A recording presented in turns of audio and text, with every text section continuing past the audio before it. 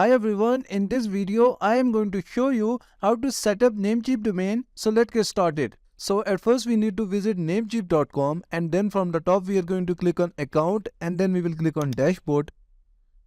And here we need to enter our Namecheap username and password, and then click on sign in and continue. And this will take us to our Namecheap dashboard. From here we are going to click on domain list. And here it will show us all the domain names available on our Namecheap account. Next to our domain name, we will see a manage button. So we are going to click on this manage button.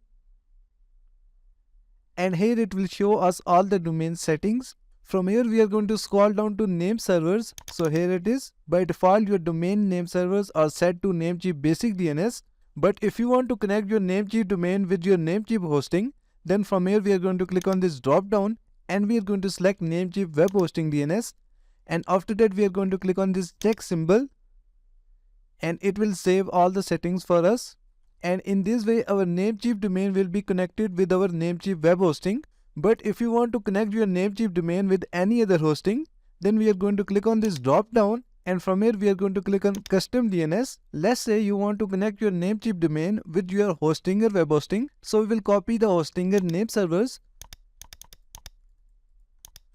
and we are going to paste them here.